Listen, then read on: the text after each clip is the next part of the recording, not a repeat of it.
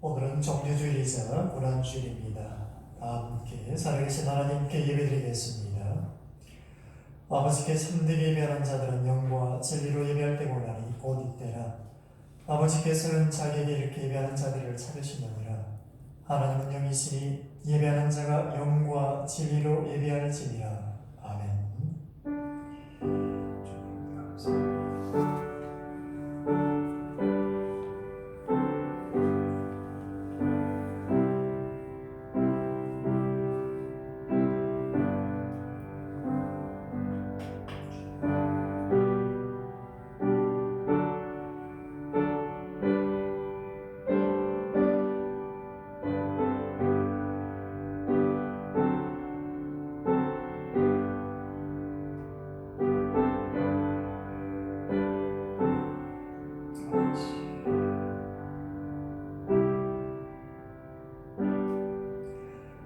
교독문 129분 정죄주일 교독문을 교독하겠습니다. 129분입니다. 시온에 따라 크게 기뻐할지어다. 예루살렘에 따라 즐거이 부를지어다. 보라, 내 왕이 내게 임하시나니 그는 공의로우시며 구원을 베푸시며 겸손하여서 나귀를 대신하니 나귀의 장은 곧 나귀 새끼니라. 내가 에브라임의 병거와 예루살렘의 말을 끊겠고 전쟁하는 활도 끊으리니 그가 이방 사람에게 합동을 전할 것이요 그의 통치는 바다에서 바다까지 이르고 유브라데 강에서 땅끝까지 이르리라. 앞에서 가고 뒤에서 따르는 무리가 소리 높여 이르되 호산나 다윗의 자손이여 찬송하리로다. 함께요 주의 이름으로 오시는 이여 가장 높은 곳에서 호산나더라. 아멘. 다 함께 찬송 28장을 부르겠습니다. 28장입니다.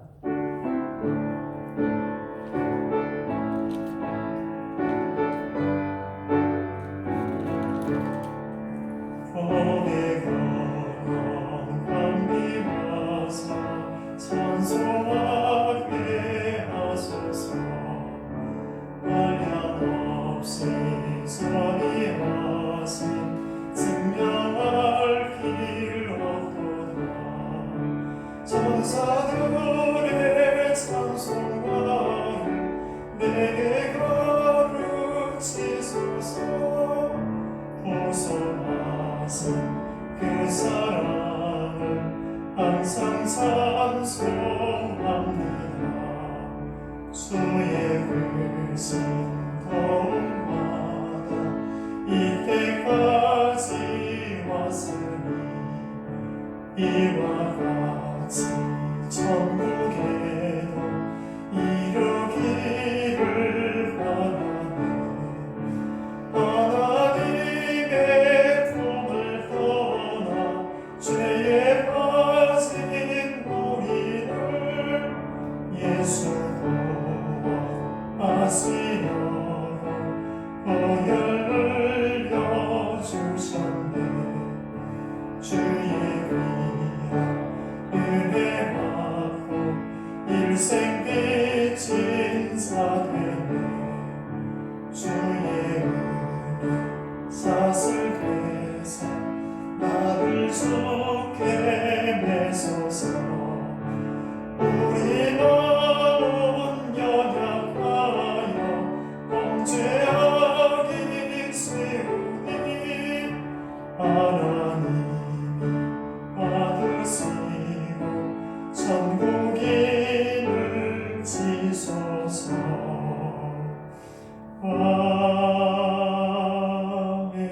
아멘. 이 시간 겸손한 마음으로 한 주간 동안 죄를 고백하며 침묵으로 참회 기도를 드리겠습니다. 주님 도우소서.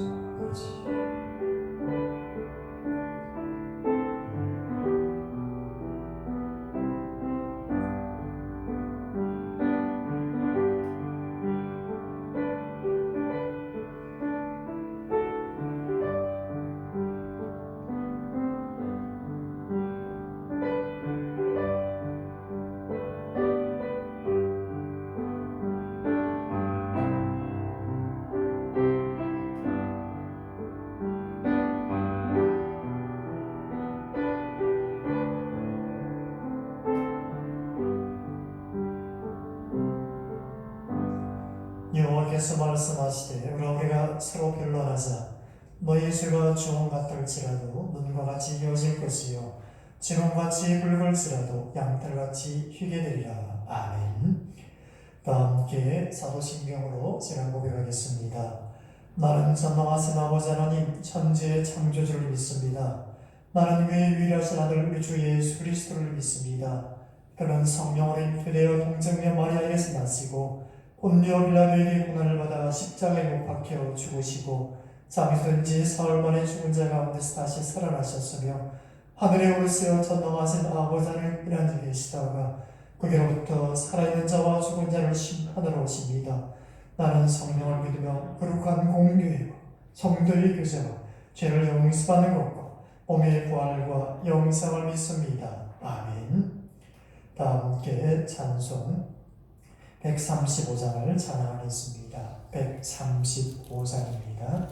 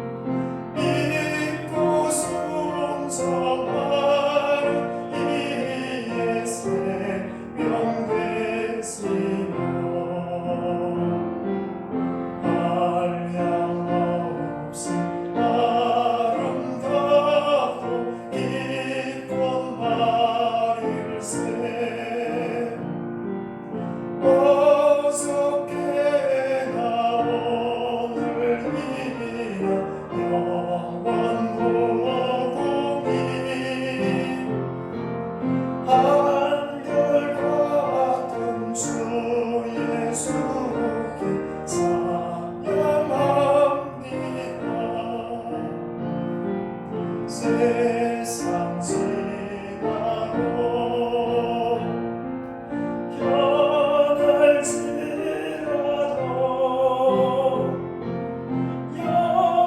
영원하신 주 예수 찬양합니다. 공랑이는 바람 위로 걸어오시고 갈릴리의 오만 동파 잔잔케 하고 겟세마네 동산에서 우리 위하여 눈물 씻고 기도하시고 고난의 주님 어떻게나 오늘이나 영원도 공의 한결같은 주 예수께 찬양합니다. 세상 지나고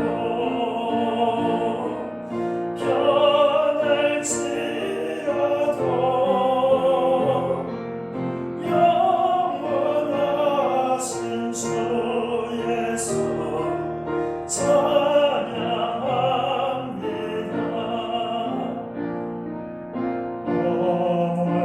오물가는 베드로를 용서하시고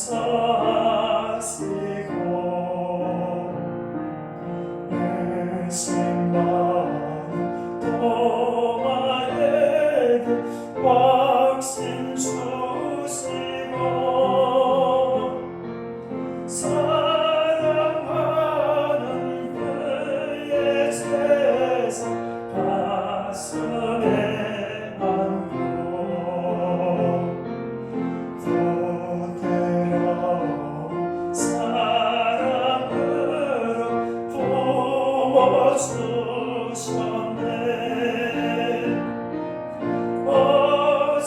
어떻게나 오늘이나 영원 무공이 한결같은 주 예수께 찬양합니다. 세상 지나고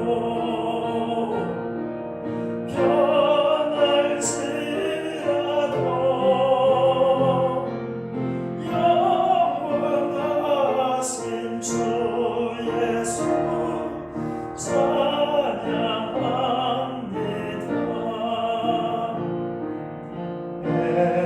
엠마오로 행하시던 주님 오늘도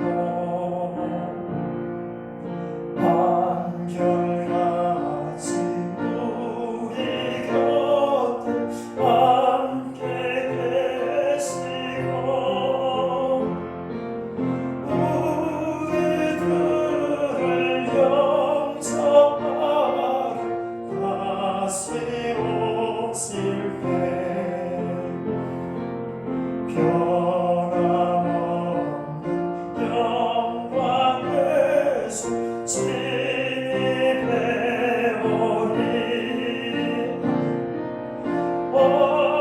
어저께나 오늘이나 영원 무공이 한결같은 주 예수께 찬양합니다. 세상 지나고 변할지라도 영원하신 주 예수 찬양합니다.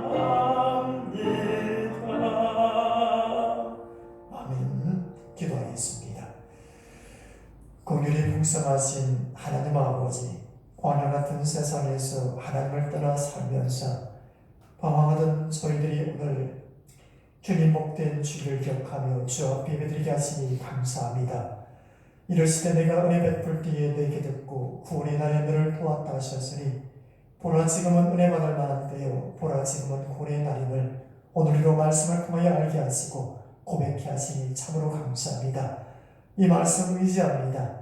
이 시간 주의로 영과 진리로 예배드리게 하시니 주님께서 홀로 영광 받아주시며 삼일째 하나님께서 진리의 목자 되우셔서 이 예배를 통해 저희를 푸른 풀밭 신만한 물가로 인도하여 주옵소서.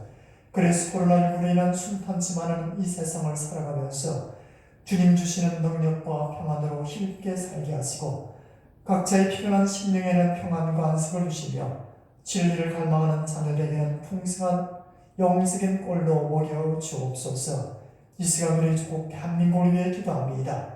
대통령이와 모든 위정자들과 공무원들 그리고 모든 지도자들에게 오늘도 백성 사랑하는 마음을 더욱 주셔서 힘겨운 오늘의 현실을 잘 타개할 수 있는 지혜와 능력을 다하여 주옵소서.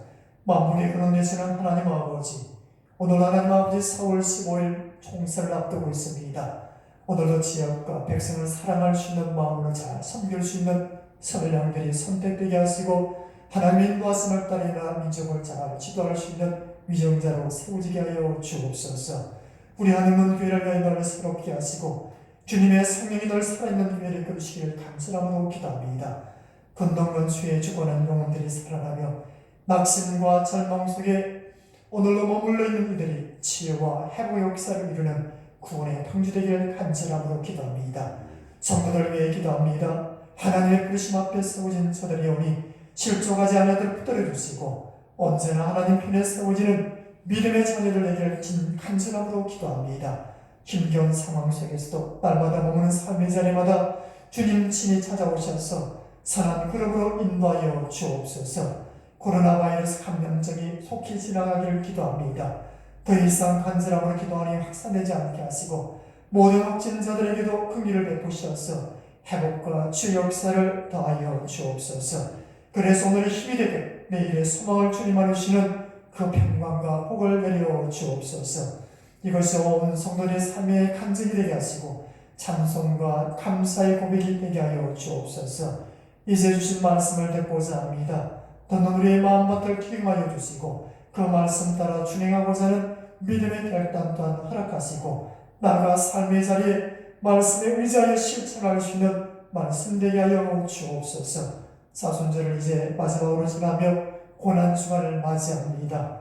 우리 주님 걸어가신 십자가 길을 쫓아 믿음의 사람으로서 마땅히 가야 할 길을 함께 달려가기를 원하며 우리의 영육의 강건함을 당하시고 생명의 구원자가 되신 예수 그리스도 이름으로 기도합니다. 아멘. 주님 감사합니다. 주님 도우소서. 아버지.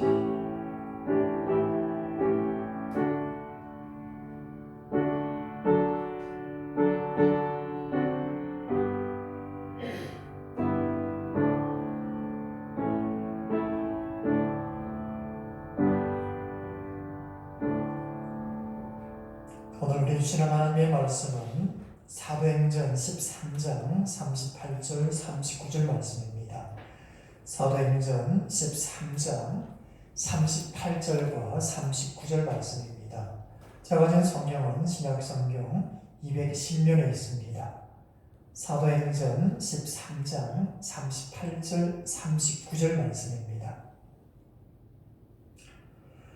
서주셨으면 우리 한 목소리로 다 함께 읽겠습니다. 시작. 그러므로 형제들아 너희가 이 사람을 힘입어 죄의 사함을 너희에게 전하는 이것이며 또 모세의 율법으로 너희가 의롭다 하심을 얻지 못하던 모든 일도 이 사람을 힘입어 믿는 자마다 의롭다 하심을 얻는 이것이라. 아멘. 남녀부터 시작되어진 봄 기온이 어느덧 이곳까지 전하고 있지만 실상 우리의 삶은 사실상 코로나 바이러스 감염증으로 인하여 함께 어쩌면 봄의 모습을, 봄의 향연을 함께 느끼지 못하고 있는 현실이기도 합니다. 그래서 이맘때쯤 절개서는 말, 봄이 왔을 때 봄이 온 것 같지 않다는 춘내 불사춘이라는 말이 언뜻 다시 한번 생각되어지는 그런 현실을 맞이하고 있는 그런 실상이기도 합니다. 봄이 왔지만 봄이 온 것이 아니다는 또. 그래서 이 말은 사실상 메타포 즉 은유적으로 돌아가는 세상사에 많이들 적용하기도 합니다. 가령 나라 경제는 회복될 기미가 보이는데 반해 아직 소비 심리는 여전히 오래 있는 그런 상태라든지 주변에 돌아다보면 많은 이들이 각각정 속에서 차를 몰고 야외를 나가는 것을 또 보게 됩니다. 그럼에도 불구하고 여전히 코로나 확산으로 인해서 함께 하지 못한 이들이 참 많은 것을 보게 됩니다. 어쩌면 우리가 가지는 신앙도 마찬가지 아니겠습니까? 주머니도 시간이 지나면 지날수록 우리 주님을 더 많이 닮아가야 하는데 그렇지 못하는 것 같다. 제 스스로 안타깝습니다. 여전히 주님이 원하시는 성화의 삶은 마치 저만치 있는 것만 같기에 그렇습니다. 여러분은 어떻습니까? 사순절 순례장을 떠나온 지 우리가 그래서 마지막 그 시기에 도달했습니다. 그렇다면 얼마나 믿음 안에서 여러분의 영생이 기뻐지고 자유로워지는지 한번 스스로에게 물어보시기 바랍니다. 이런 질문이 사실 부질없다는 생각이 들기도 하지만 우리 스스로 서 있는 자리를 가늠하면서 살자는 뜻으로 이 질문을 여러분에게 해봅니다. 그래서는 오늘 본문을 저울로 삼아 우리 각자의 삶이 지향해야 할 곳을 어디고 있는지 다시 한번 살펴보고자 합니다. 오늘 본문에 언급되어지는 안디옥 교회의 파송을 받은 바울과 바나바는 구부를 곧 오늘날 이름으로 키프로스에서 아주 성공적인 선교 활동을 벌였습니다. 그 성을 주재하던 총독 서기오 바울까지도 사도들의 활동과 가르침에 깊은 감명을 받고 주님을 믿게 됩니다. 바울 일행은 배를 타고 소아시아의 항구 도시 버가에 도착한 후 200km를 걸어서 비시디아 안디옥에 이르게 됩니다. 토토스 산맥을 넘어야 하는데 굉장히 힘든 그런 여정입니다. 험한 경로라고 그러지요. 안식일이 되자 바울 일행은 회당을 찾아갔습니다. 회당장은 율법서와 예언자의 글을 낭독한 뒤에 함께 동참했던 바울과 바나바에게 사람들이 혹시 권면할 말씀이 있으면 해달라고 부탁을 합니다. 이에 바울은 주저하지 않고 이야기를 시작하지 않습니까? 출애굽 사건으로부터 시작해서 가나안 입성과 사울과 다윗으로 이어지는 광생애리까지 그의 말은 참으로 거침없이 설파되는 것을 보게 됩니다. 그 대목에서 마치 호흡을 조절하는 것처럼 잠시 뜸을 들이던 바울은 하나님께서 약속하신 대로 다윗의 후손 가운데에 구주를 우리 가운데 세우셨고 그분이 바로 예수라고 당당하게 그렇지만 단호하게 말합니다. 자기 말을 확증하기라도 하겠지 여러분은 나를 누구라고 생각합니까? 나는 그리스도가 아닙니다. 그는 네 뒤에 오실 터인데 나는 그의 신발끈을 풀어드릴 자격조차 없는 사람입니다. 사도행전 13장 25절 세례자 요한의 증언을 덧붙이는 것을 보게 됩니다. 이어 그리스도이신 예수님은 죄가 없었지만 종교적 기득권을 유지하고 싶었던 이들 곧 바리새인들과 장로들과 서기관들과 사두개인들의 모함과 박해로 죽임을 당하셨다고 말할 때에 바울의 어조는 이제서야 침통하게 말하고 있는 것을 보게 됩니다.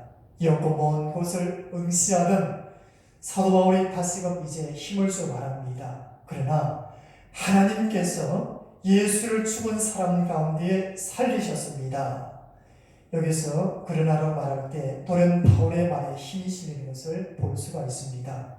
인간들이 세운 십자가는 하나님의 뜻에 대한 반대였지만 하나님의 주도하시는 부활은 인간의 무지한 탐욕과 죄에 대한 하나님의 반대였습니다. 따라서 하나님은 예수를 다시 살리심으로 이스라엘의 조상들이 가졌던 약속을 친히 이루셨음을 보게 됩니다. 그리고는 하나님께 살리신 분은 썩지 않으시는 불멸의 생명이 회복되셨습니다. 바울은 바로 이것이 자기가 전하는 기쁜 소식 곧 복음이라고 그덕 강조하고 있습니다. 38절과 39절 말씀입니다. 이어지는 말씀이지만 이 바울의 설교는요 이제 정점을 향해 오늘 신 본문 말씀을 통하여 우리가 발견할 수가 있습니다. 마치 한여름 소나기가 내리듯이 바울의 말은 거침없이 우리 가운데 주어지는 것을 오늘 본문 말씀을 통하여 알 수가 있다는 거지요. 제가 한번 읽겠습니다. 그러므로 형제들아 너희가 알 것은 이 사람을 힘입어 죄사함을 너희에게 전하는 이것이며 또 모세율법으로 너희가 의롭다 하심을 얻지 못하던 모든 일에도 이 사람을 힘입어 믿는 자마다 의롭다 하심을 얻는 이것이라. 아멘. 바울은 확신에 차서 외치고 있지만 그의 말을 듣고 있던 회중들은 아마도 뜨악한 그런 상황 속에 놓였을 수도 있습니다. 아마 그랬을 것이 분명합니다. 죄의 문제가 어떻게 쉽게 처리될 수 있단 말인가? 그들이 생각하는 이러한 기존에 가졌던 그런 생각입니다. 짐승을 잡아 바치는 제사형이 없이도 어떻게 죄사함을 받을 수 있단 말인가? 라는 거지요. 성경 어디에 그런 내용이 있단 말인가? 그도 반문하고 있습니다. 왜냐하면 죄 용서에 대한 문제는 언제나 시비거리이기 때문입니다. 마가복음 2장 5절에 보게 되면 예수님께서 중풍병 환자를 치유하시면서 이 사람아 내 죄가 용서를 받았다 라고 선언했을 때에 함께했던 율법학자들 곧 바리새인들과 서기관들은 예수가 하나님을 모독한다고 느낍니다. 곧 신성 모독죄를 범했다는 거지요. 왜냐하면 그들은 하나님 한 분밖에는 죄를 용서하는 권한이 없다고 믿었기 때문입니다. 사실 죄가 무엇인지 죄 용서란 또한 무엇인지 참 다루기 어려운 문제입니다. 죄라는 말에는 알레르기 반응을 일으키는 사람도 없잖아 있습니다. 우리가 살아온 지난 과거를 돌아보면요 여러 가지 해가 거듭될수록 어쩔 수 없이 우리가 세상 소욕을 따라가다가 우리가 범하는 죄들을 우리가 경험하지 않습니까? 우리가 압니다. 이것은 행해야 되지 않음에도 불구하고 어쩌면 그것을 알면도 불구하고 낙심하여 자제하거나 아니면 의도적으로 죄를 범할 수가 있다는 겁니다. 온 사회가 지금도 힘겨워합니다. 악한 영적인 사탄에 휘둘렸어요. 우리가 지향해야 될 많은 부분들이 있습니다. 미움과 다툼, 시기질투, 거짓 겉모술수, 다툼과 시기와 원망과 불평이 그래 할 수 있습니다. 함께 나누며 사랑해야 할 나와 함께하는 이들을 향하여 다적인 삶보다는 오히려 우리가 이기적인 삶으로 그들과 함께 살아간다면 결코 예수 그리스도의 은혜와 사랑 안에 머문다라고 생각할 수 없겠지요. 확대해서 가면 이것 또한 죄라는 것을 여러분 아셔야 합니다. 오늘 우리가 어느 삶을 살아가야 하든 우리는 하나님의 뜻을 이루어가는 하나님의 자녀로서의 삶을 추구해야 하는 것입니다. 그래서 죄의 문제는 참 심각하자 우리가 반드시 벗어버려야 할 우리의 삶의 굴레이기도 합니다. 그러나 우리가 아시는 것처럼 성경에서 일반적으로 죄를 뜻하는 단어는 헬라어로 하마르티아입니다. 이 단어의 동사형인 하마르티노는 관역을 벗어나다 혹은 잃어버리다라는 뜻으로 쓰이고 있다는 것 여러분 잘 아시지요. 그러니까 죄는 관역에 적중하지 못하는 삶 혹은 마땅히 걸어가야 할 길에서 벗어난 삶을 가리킵니다. 우리가 인생을 걷고 겨뤄야 할 정작 그 관역이 대체 여러분 무엇입니까? 성경은 그것을 두 가지로 요약하고 있습니다. 하나는 마음과 목숨과 뜻과 힘을 다하여 하나님을 사랑하라고 말씀하는 것이고요. 다른 하나는 이웃을 자기 몸처럼 사랑하는 것입니다. 곧 하나님 사랑, 이웃 사랑을 함께 실천하는 것입니다. 그게 우리가 가서 적중해야 할 인생의 관역인 것입니다. 따라서 그 관역에서 벗어나게 된다면 죄라는 것, 아마 이것을 우리가 또한 잘 알고 있습니다. 하나님을 사랑하되 적당히 사랑하면 또한 안 됩니다. 혼신의 힘을 다해야 합니다. 또한 우리가 할 말이 그런 부분에 있어서 없습니다. 우리는 그렇게 하나님을 사랑하지 않습니다. 이웃 사랑도 마찬가지입니다. 여러분 어떻습니까? 정작 내가 한 끼만 굶어도 어쩔 줄 모르는 우리가 이웃의 아픔에도 무덤덤하게 지내는 것을 우리가 알지 않습니까? 그렇다면 우리는 하나님 사랑과 이웃 사랑이란 그 관역을 겨냥하고 있기는 한 것일까요? 엄밀한 의미에서 사랑이란 깊이 사귀는 것이고 또한 하나가 되는 것을 말합니다. 다시 말해 사랑이란 벌어져 있는 관계를 살포시 있는 그런 접착제와 같다라는 거지요. 그 사랑 우리 속에 있을 때에 우리는 하나님의 아픈 마음을 절절히 느끼고 내 이웃을 아픔과 그러한 고통에 공감할 수가 있게 된다는 말이기도 합니다. 나가 그 고통을 들어주기 위해 수고를 아끼지 않습니다. 결국 하나님 사랑은 하나님의 뜻에 대한 순종으로 나타나고 이웃 사랑은 이웃을 돌아보며 자기에 위한 수고가 아니라 오늘도 이웃의 아픔과 함께 동조하며 함께 아파하는 것으로 드러납니다. 따라서 아무리 생각해봐도 저는 죄인임에 틀림없습니다. 여기에 아니요라고 말할 수 있는 사람이 우리 가운데 얼마나 있을까요? 사도 바울은 디모데전서 1장 15절 말씀 가운데에 이렇게 고백하지 않습니까? 나는 죄인의 우두머리다 라고 고백합니다. 진지되어보는 고백이 결코 아닌 것을 우리는 잘 알고 있습니다. 자기를 깊이 성찰한 이의 처절한 고백이자 바로 옷이 아니라 마음을 찢는 사람의 고백이기 때문입니다. 그런데요, 우리가 은혜로부터 멀어져 죄로 향하는 과정을 상세하게 그리면 다음 과정을 거쳐갑니다. 먼저 유혹이 우리 가운데 일어납니다.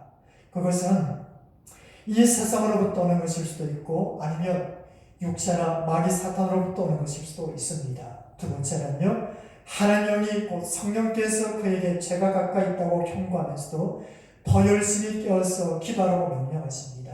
다음 세 번째 과정은요, 그럼에도 불구하고 우리는 즐거움을 약속하는 세상적 유혹에 어느 정도 야합하며 타협하며 양보하는 것입니다. 네 번째 단계는요, 이제 성령은 깊이 슬퍼하십니다. 우리 믿음은 약해지고 하나님에 대한 사랑은 차가워집니다. 다섯 번째로 그래 성령은 더욱 날카롭게 우리에게 요구하며 경고합니다. 그 길이 아니야. 바로 이 길이다. 이 안에서 걸어가렴. 그러나 어떻습니까? 그렇지만 하나님의 음성에서 돌이켜 유혹자의 음성에 우리는 더욱더 귀를 기울입니다. 마침내 악한 욕구가 영혼 속에 퍼져서 믿음과 사랑이 사라지고 맙니다. 그러면 그는 죄의 포박에 확고히 매게 되는 것입니다. 얽매인다는 표현이죠. 그 굴레에 함께 동참하며 함께 힘들어하는 것을 보게 됩니다. 이것은 어쩌면 어림없는 우리의 현실이기도 합니다. 예수님은 우리를 무릅쓰고 병자들에게 네 죄가 사함을 받았다 라고 말씀하셨습니다. 죄의 무게에 사로잡힌 이들에게 거룩하신 분이 하신 그 말씀은 바로 우리 각자의 영적인 해방을 의미하는 것입니다. 그 말씀은 에너지로 가득 찬 말씀, 사건을 일으키는 말씀이었습니다. 너희의 죄가 사함을 받았다는 말을 듣는 순간 마치 칡농골처럼 그들을 동여매고 있던 죄의 사슬이 풀어졌다는 뜻입니다. 예수님은 죄인들을 정죄하지 않으셨습니다. 도덕적인 우월감을 가지고 그들을 또한 내려다보지도 않으셨습니다. 또한 그들을 향하여 악함을 불쌍히 여겼을 뿐인 것입니다. 요한복음 8장 11절에 보게 되면 가늠하다가 형편 여인을 향해서도 나도 너를 정죄하지 않는다. 가서 이제부터 다시는 죄를 짓지 말라라고만 말씀하셨습니다. 여러분 어떻습니까? 더럽다 하여 죄인을 떠나지도 않으시는 그 사랑, 죄인들의 삶의 자리에서 함께 아파하시는 그 사랑 앞에서 죄의 그물망은 놀아날 수밖에 없지 않겠습니까? 이처럼 주님은 죄를 용서하시는 데서 그치지 않으십니다. 주님 우리들 각자에게 평화와 기쁨과 사랑의 능력을 부여해 주신다는 사실입니다. 그렇게 해서 우리가 상화된 삶을 살도록 하기 위함입니다. 지난날에는 관역을 벗어난 삶을 살았다면 여러분 이제는 의롭다 여김을 받는 순간부터는 새로운 영적 삶을 시작하셔야 합니다. 그것은 바로 남을 나보다 낫게 여기는 삶, 타인을 위한 희생입니다. 왜냐하면 사랑을 실천하기 위해 바치는 그 희생이란 주님과 우리를 깊이 일치켜 나가기 때문입니다. 누군들 여러분 편함을 택하고 싶지 않겠습니까? 자기 소욕 따라 살고 싶은 것이 인지상정이지요. 하지만 편안해지고 싶은 욕구를 누르면서 나는 믿음의 길을 걷노라. 주님께서 말씀하신 그 사랑을 내 삶 가운데 실천하겠노라 라고 우리가 이것을 각오하면서 다시 한번 믿음 가운데 우리가 세워진다면 비록 세상은 썩어갈지라도 우리는 그 썩어짐 속에서 다시 한번 도태되지 않는 소금의 역할을 감당하는 저와 여러분 되게 될 줄 믿습니다. 그들의 존재 그 자체야말로 하나님 나라를 가리켜 보이는 사람들이기 때문에 우리는 외면치 않고서 그들에게 주의 사랑으로 나아가 증거하며 복음의 증인으로 살아야 한다는 것을 말씀하고 있습니다. 오늘 저와 여러분 곧 우리의 삶은 어떠합니까? 관역을 향해 제대로 여러분 날아가고 있습니까? 그리스도가 우리의 삶의 목표점인 게 분명합니까? 그렇다면 이 부분에 대해 사도 바울의 감동적인 고백을 우리가 들어봐야 합니다. 빌립보 3장 10절과 11절 말씀입니다. 제가 읽습니다. 내가 바라는 것은 그리스도를 알고 그분의 부활의 능력을 깨닫고 그분의 고난에 동참하며 그분의 죽으심을 품는 것입니다. 그리하여 나는 어떻게 했든지 죽은 사람들 가운데서 살아나는 부활에 이르고 싶습니다. 여러분 고난을 회피하는 것이 아니라 오히려 주님의 고난에 동참하고 그분의 죽으심을 품는 게 자기 소원이라고 말하고 있는 사도 바울의 고백을 들을 수가 있습니다. 이런 굳세고 분명한 목표가 있었기에 그는 흔들림 없이 주님의 그 길을 따라 걸을 수 있었던 것입니다.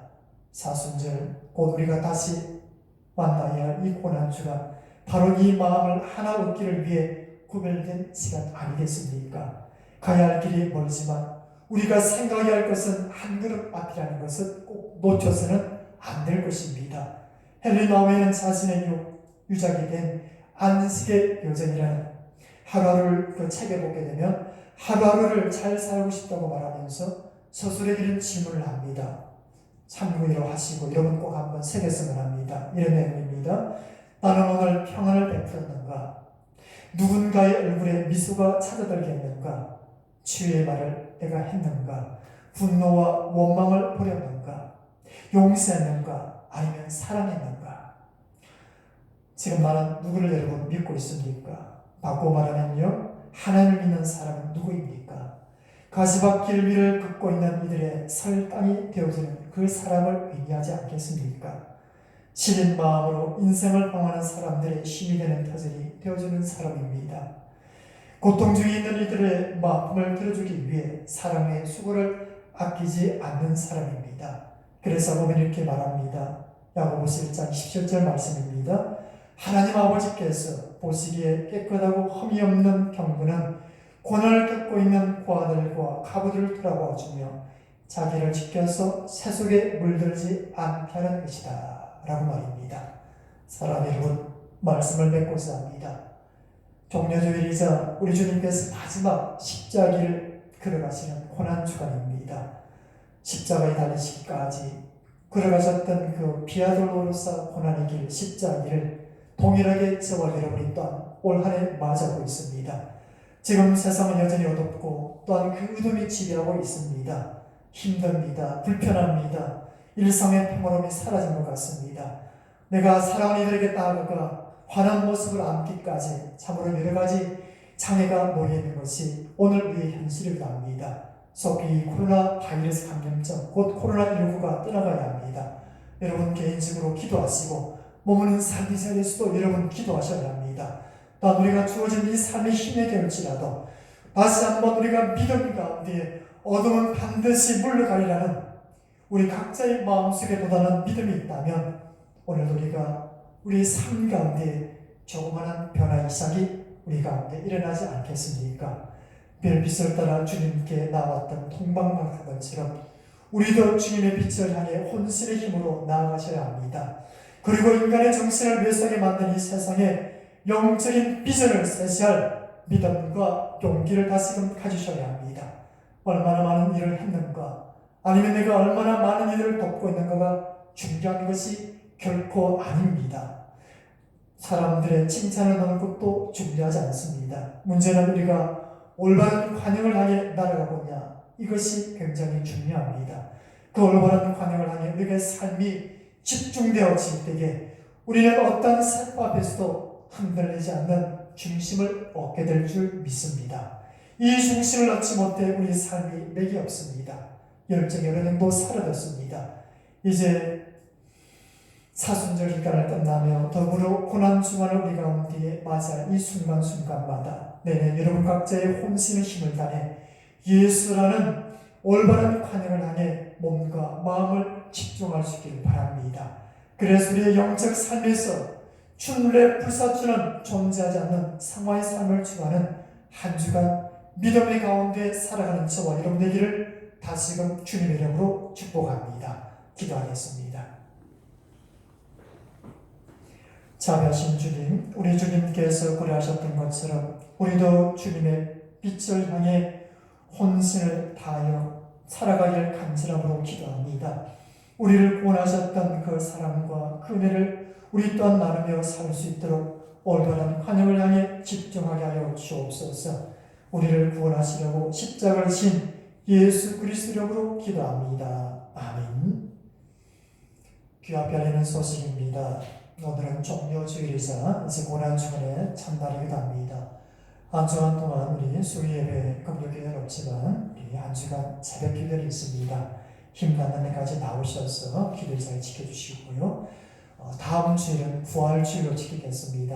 오늘 한 주간 말씀 속에 했던 것처럼 한 주간 여러분의 고난주간을 기억하면서 주님 걸어가신 길을 다시 한번 묵상하면서 주와 동참하는 한 주간 될 수 있기를 바랍니다. 주신 말씀 기억하면서 결단 찬송